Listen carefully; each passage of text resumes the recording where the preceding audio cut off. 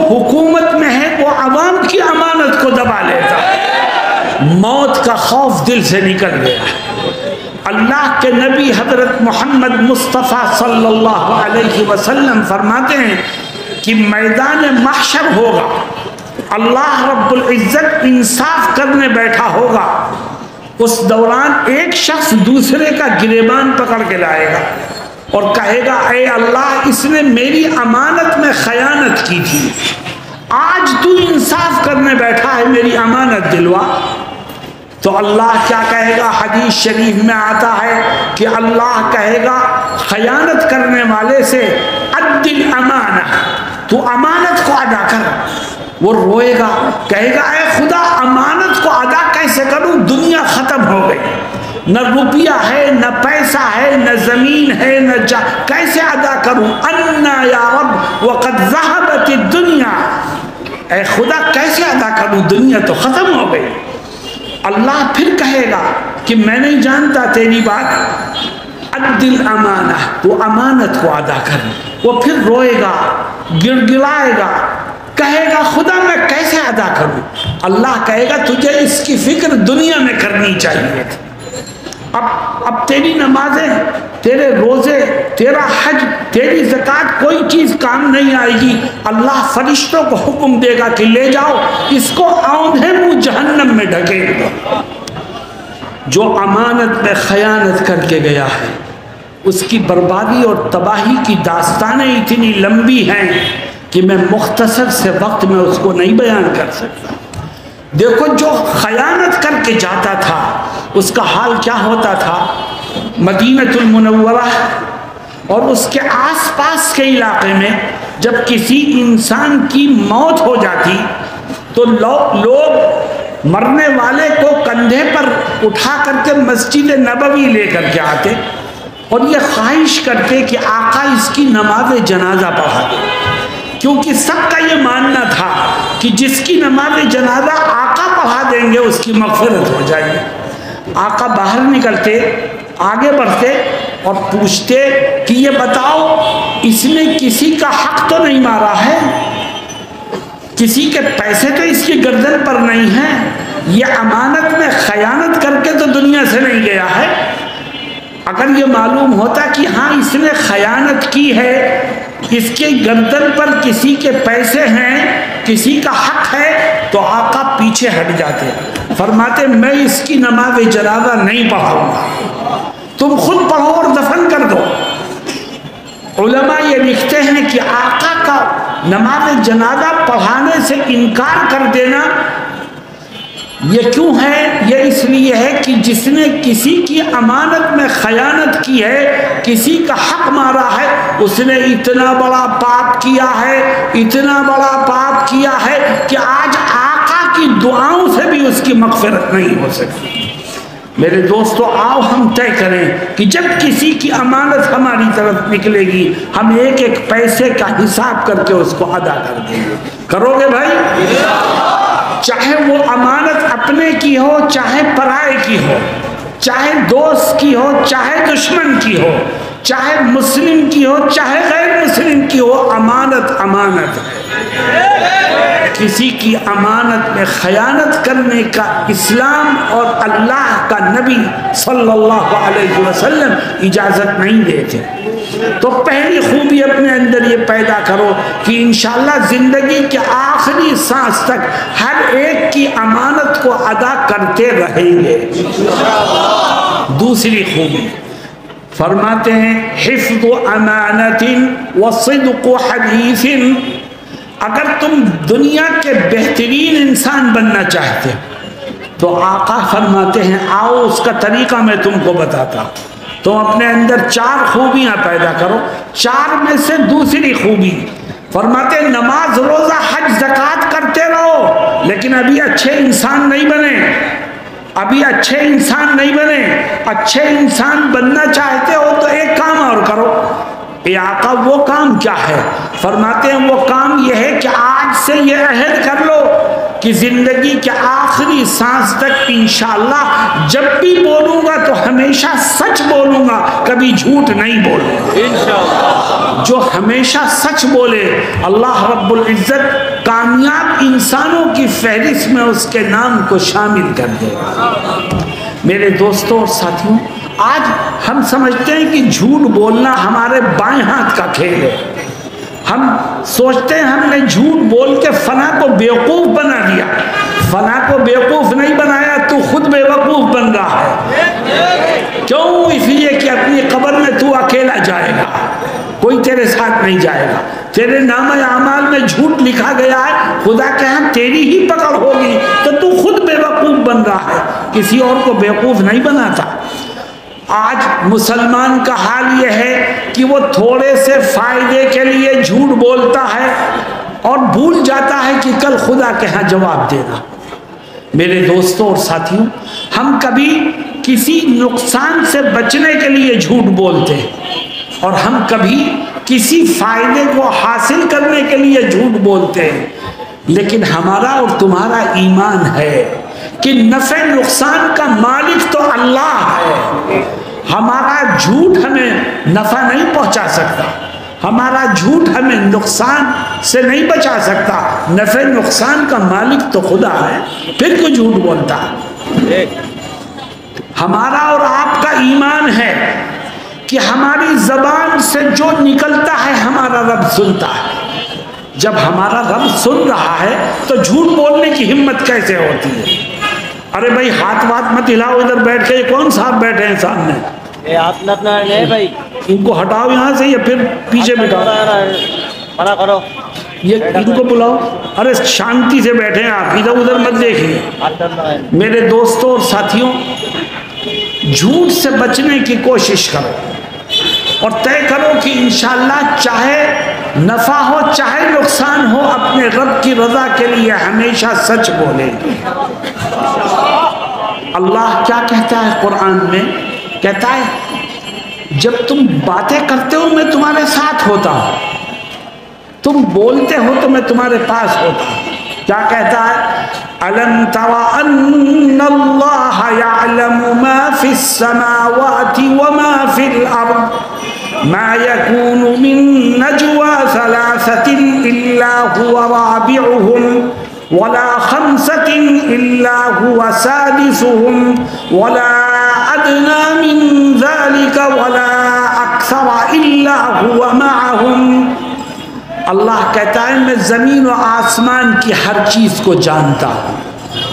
اور کیا کہتا ہے؟ کہتا ہے جب تم تین آدمی بیٹھ کر چپ کے باتیں کرتے ہو، سرگوشی کرتے ہو، بہت ہلکی آواز میں بولتے ہو، تو وہاں تم تین نہیں ہوتے، وہاں چوتھا میں ہوتا ہوں۔ اور جب تم چار آدمی بیٹھ کر چپ کے باتیں کرتے ہو تو تم وہاں چار نہیں ہوتے، پانچواں میں ہوتا ہوں۔ اور اللہ کہتا ہے تمہاری تعداد زیادہ ہو یا کم، ہر وقت میں تمہارے ساتھ ہوں۔ تو پھر جھوٹ بولنے کی ہمت کیسے ہوتی ہے؟ آؤ ہم طے کریں کہ جب بھی بولیں گے تو سچ بولیں گے، سچ بولو۔ اور دیکھو میں ایک بات تمہیں سمجھانا چاہتا ہوں، تم دنیا میں سچ بولو، ہر موقع پر سچ بولو، سچائی کے عادی بنو، تو اللہ رب العزت اس کی برکت سے تمہیں قبر میں بھی سچ بولنے کی توفیق عطا فرمائے۔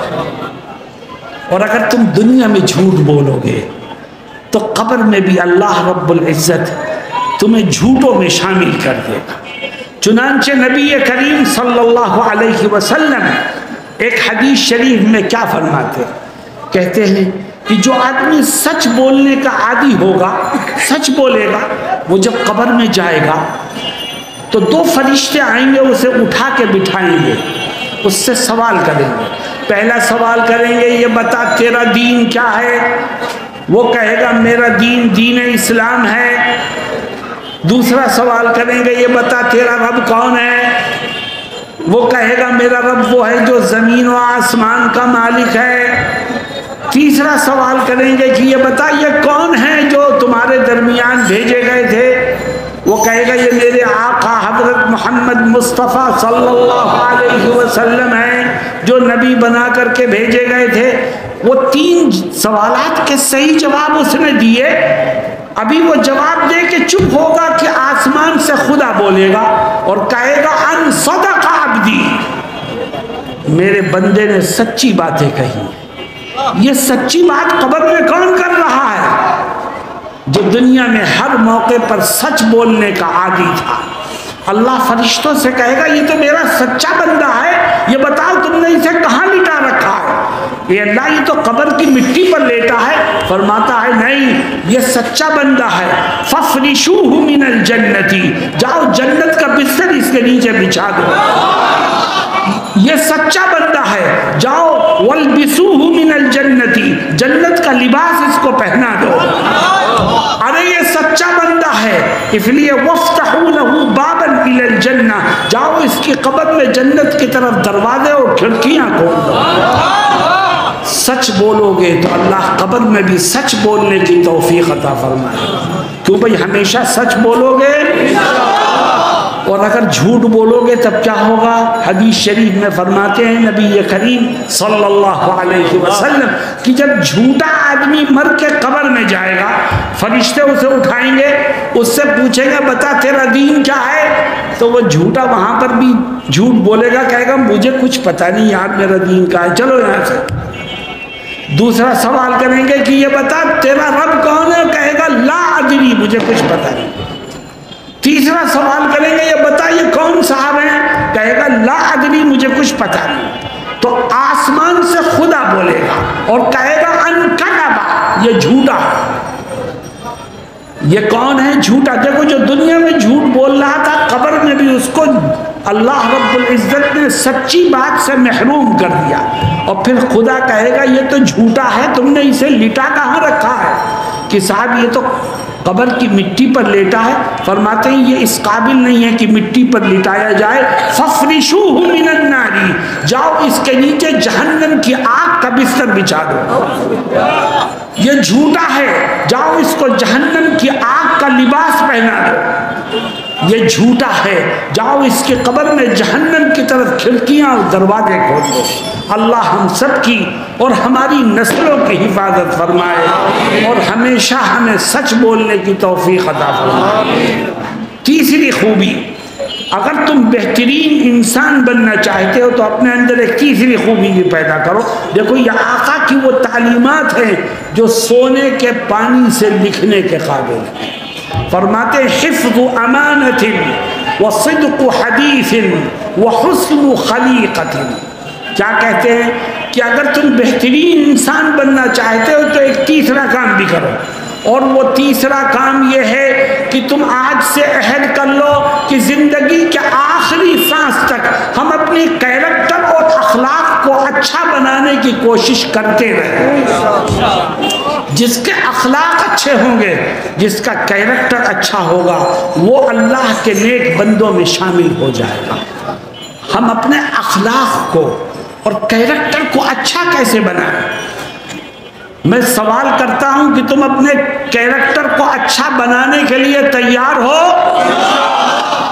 صرف 3 کام کر لو۔ اگر اپنے اخلاق کو اچھا بنانا چاہتے ہو تو نمبر 1، اپنی آنکھوں کو گناہوں سے بچاؤ۔ آج موبائل ہر نوجوان کے ہاتھ میں ہے، اور موبائل کو نیٹ سے کنیکٹ کرو، تم جو چاہو دیکھو۔ آج موبائل ایسی چیز ایجاد ہوئی ہے جس نے مسلم نوجوان نسل کو گناہوں کے دلدل میں دھسا دیا۔ ہمارا جوان موبائل کا مس یوز کرتا ہے، اس کی آنکھیں گناہ کرتی، موبائل کو لے کے بیٹھ جاتا ہے کمرے میں اور اندر سے کنڈی لگا لیتا ہے اور پکچریں اس پر دیکھتا ہے، اور بہت مطمئن ہے کہ دروازہ بند ہے، نہ باپ آ سکتا ہے، نہ ماں آ سکتی ہے، نہ بھائی اور بہن آ سکتا ہے۔ ارے تو بھول گیا، تیری ماں تیرا باپ تجھے نہیں دیکھ سکتا، لیکن 70 پردوں کے پیچھے بھی تیرا رب تجھے دیکھ سکتا ہے۔ بتا اپنے رب کو کیا منہ دکھائے گا؟ اس لیے اگر تم اچھے اخلاق والے بننا چاہتے ہو تو 3 کام کرو. سب سے پہلا کام یہ کہ اپنی آنکھوں کو گناہوں سے بچاؤ.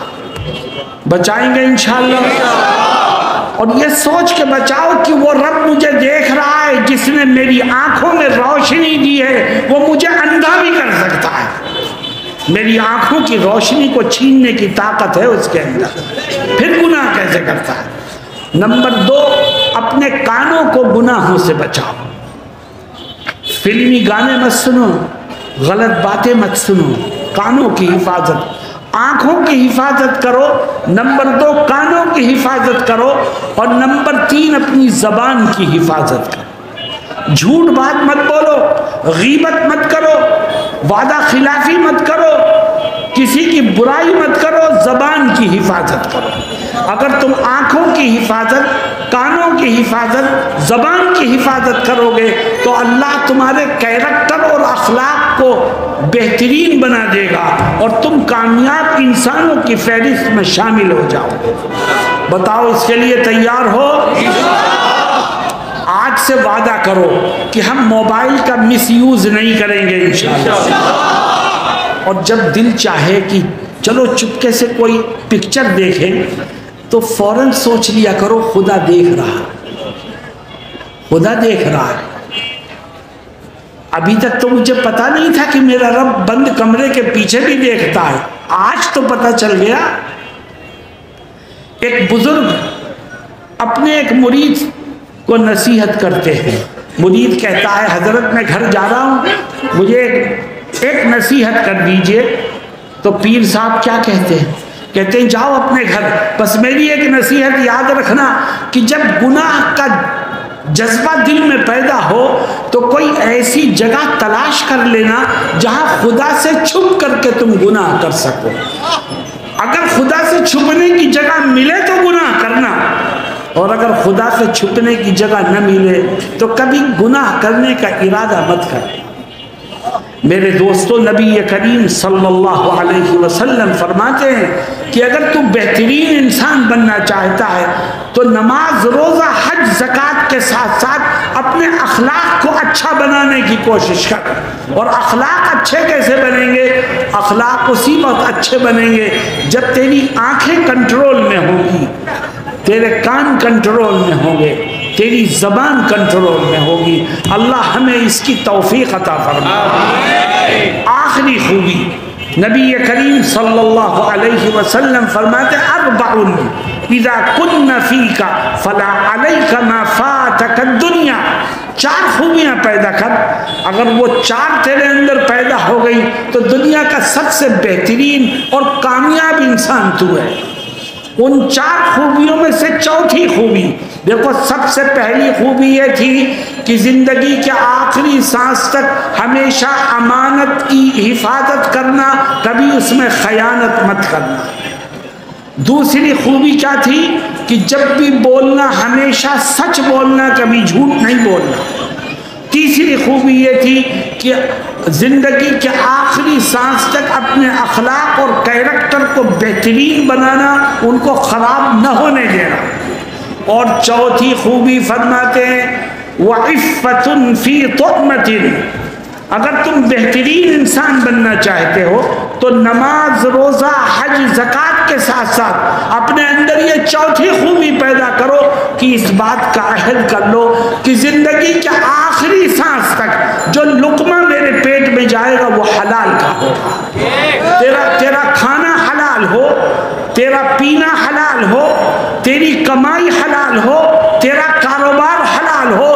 تو یاد رکھ، اگر تیرا کھانا پینا حلال ہوگا تو رزق حلال کی برکت سے خدا تیری نمازوں کو قبول کرے گا، تیرے روزے قبول کرے گا، تیرا حج قبول کرے گا، تیری زکوٰۃ قبول کرے گا. اور اگر تیرا کھانا پینا حرام ہے تو یاد رکھ، جس جسم کے اندر دوڑنے والا خون حلال حرام لقمے سے پیدا ہوا ہو، ناپاک لقمے سے پیدا ہوا ہو، اس کا ٹھکانہ جہنم کے سوا کچھ نہیں. آج مسلمان کاروبار کر رہا ہے مگر وہ حرام و حلال کا فرق بھول چکا ہے. میں آپ سے پوچھتا ہوں کہ بتاؤ مسلمان سودی لین دین میں مبتلا ہے کہ نہیں ہے؟ اور مسلمان بتاؤ شراب پینے میں سب سے آگے ہے کہ نہیں ہے؟ نشہ کرنے میں بھی سب سے آگے، حرام کاروبار کرنے میں بھی سب سے آگے، سودی لین دین میں بھی سب سے آگے۔ تو بتاؤ آسمان گرے کہ زمین پھٹے، کس چیز کا انتظار ہے؟ اگر آج ہم زندہ ہیں، ان گناہوں کے باوجود ہم چل پھر رہے ہیں اور ہم کھا پی رہے ہیں، ہم چین سے ہیں، تو یہ آقا کی دعاؤں کا نتیجہ ہے۔ ہمارے اعمال اس قابل نہیں ہیں۔ میرے دوستوں اور ساتھیوں، رزق حلال کھاؤ، رزق حلال کماؤ، حلال چیز پیو، حرام کو چھوڑو، اللہ تمہاری دنیا بھی بنا دے گا، اللہ تمہاری آخرت بھی بنا دے گا۔ آج سے جتنے ساتھی میری آواز سن رہے ہیں وہ طے کریں کہ ہم تھوڑا کمائیں یا زیادہ کمائیں، انشاءاللہ حلال کا کمائیں اور حرام سے اپنے دامن کو بچائیں گے۔ میرے دوستوں اور ساتھیوں، یہ 4 خوبیاں ہیں جو آقا نے اس روایت میں ذکر کی۔ میں نے آپ کے سامنے رکھی 4 خوبیاں۔ آپ کی سمجھ میں بات آئی؟ کیوں بھائی بات سمجھ میں آئی؟ تو عمل کرو گے اس کے اوپر؟ تم سب پھنس گئے ہو، تم سب پھنس گئے ہو۔ پھنسے کیسے ہو؟ میں نے آقا کی ایک حدیث آپ کے سامنے رکھ دی اور اس کی جو میں وضاحت کر سکتا تھا اللہ کی توفیق سے وہ میں نے وضاحت کی۔ آپ سے میں نے وعدہ لیا ہے کہ عمل کرو، اگر عمل نہیں کرو گے تو کیا ہوگا؟ میں 1-2 آیتیں سنا کے اپنی بات کو ختم کرتا ہوں۔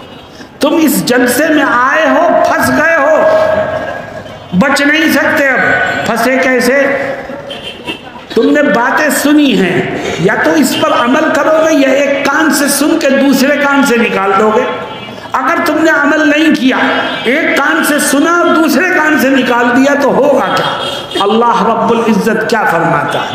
فرماتا ہے وَمَنْ أَعْرَضَ عَنْ ذِكْرِي فَإِنَّ لَهُ مَعِيشَةً ضَنْكًا وَنَحْشُرُهُ يَوْمَ الْقِيَامَةِ أَعْمَى۔ اللہ کہتا ہے کہ وہ شخص، وہ لوگ جن کے سامنے میری باتیں پیش کی گئی، میرے نبی کی باتیں پیش کی گئی اور انہوں نے ان باتوں کو ایک کان سے سنا دوسرے کان سے نکال دیا، تو میں ایسے لوگوں کو 2 طرح کے عذاب میں گرفتار کر لیا۔ خدا کہہ رہا ہے، میں نہیں کہہ رہا۔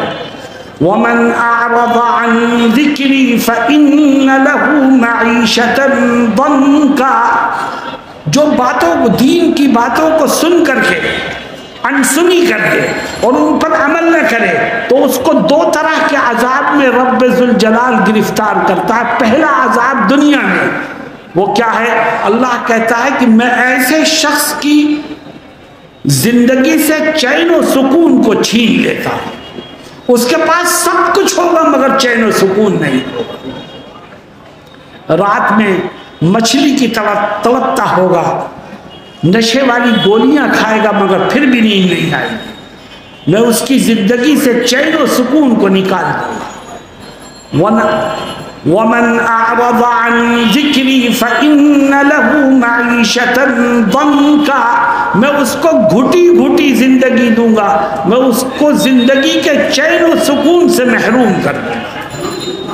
اور دوسرا عذاب قیامت کے دن ہوگا، وہ بڑا بھیانک ہے۔ اور فرماتے جو میری باتوں کو سن کر کے اس پر عمل نہیں کرے گا تو میں قیامت کے دن جب اس کو قبر سے اٹھاؤں گا تو اندھا کر کے اٹھاؤں گا، اندھا کر کے اٹھاؤں گا۔ وَنَحْشُرُهُ يَوْمَ الْقِيَامَةِ أَعْمَى، میں اس کو قبر سے اٹھاؤں گا تو اندھا کر کے اٹھاؤں گا۔ وہ گرتا پڑتا کسی طرح سے اللہ کے دربار میں پہنچے اور خدا سے سوال کرے گا۔ کیا سوال؟ قال رب لم حشرتنی اعمی وقد كنت بصیرا، وہ کہے گا اے خدا میں دنیا میں تھا تو میری آنکھیں تھیں، چوک تھی، میں آنکھوں سے ہر چیز کو دیکھ سکتا تھا، آج تو نے مجھے قبر سے اٹھایا تو اندھا کر کے کیوں اٹھایا؟ تو خدا کیا جواب دے گا؟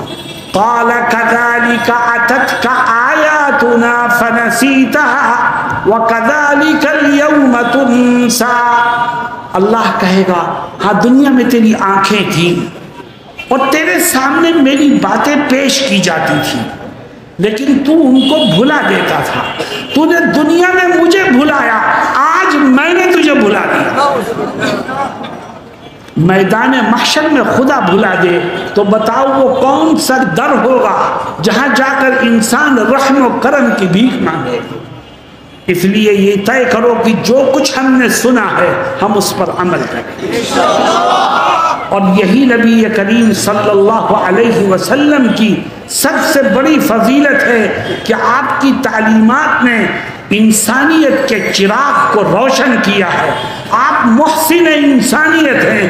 یہی وہ تعلیمات ہیں جس کی وجہ سے انسان ترقی کی منازل کو طے کرنے میں کامیاب ہو سکتا ہے. اللہ رب العزت مجھے اور آپ کو کہنے اور سننے سے زیادہ عمل کی توفیق سے مالا مال فرمائے. وآخر دعوانا ان الحمد للہ رب العالمین.